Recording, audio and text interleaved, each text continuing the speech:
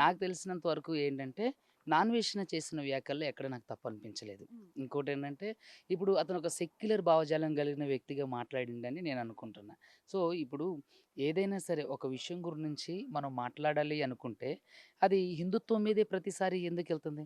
అంటే majority people అలా అంటే దాన్ని ఫాలో అవ్వడం బట్టా? మరి అలాంటప్పుడు చాలా వరకు ఈ ముస్లిమ్స్ మీద, క్రైస్తవుల మీద దాడులు జరుగుతున్నప్పుడు, హ్మ్. కరాటే కళ్యాణి గారు ఎందుకు మరి ముస్లిమ్స్ మీద, క్రైస్తవుల మీద దాడులు చేస్తున్న హిందువుల మీద ఎందుకు కంప్లెయింట్ ఇవ్వడం లేదు? హ్మ్. సో, ఇప్పుడు ఆయన రేప్ అనే పదాన్ని వాడిండు. రేప్ చేశారు అనని అనలేదు.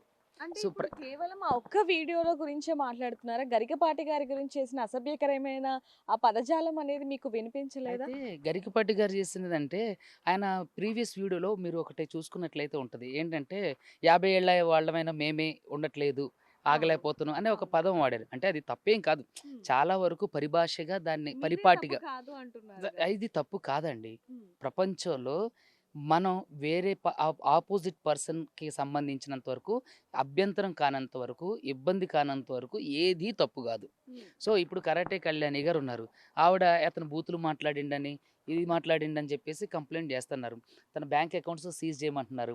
తనకు సంబంధించినటువంటి ఛానెల్‌ని క్లోజ్ చేయమని అంటున్నారు. మరి కరాటే కళ్యాణి గారి మీద చాలా కేసులున్నాయి. మీరు హ్మ్. అంటే చూసుకున్నట్లయితే కరాటే కళ్యాణి గారు హిందుత్వాన్ని ఎక్కడ దూషించలేదే. ఎ ఇప్పుడు ఇది కూడా మీరేమంటున్నారంటే అన్వేష్ గారిని కంప్లెయింట్ ఇచ్చారు కాబట్టి వీరి మీద అంటున్నారు. ఇక్కడ మనం మెయిన్‌గా పాయింట్ ఆఫ్ చేసేది అన్వేష్ గారు మాట్లాడిన మాటలు, అలాగే అన్వేష్ మీద వచ్చిన సెక్షన్స్ ఏవైతే ఉన్నాయో వాటి గురించి.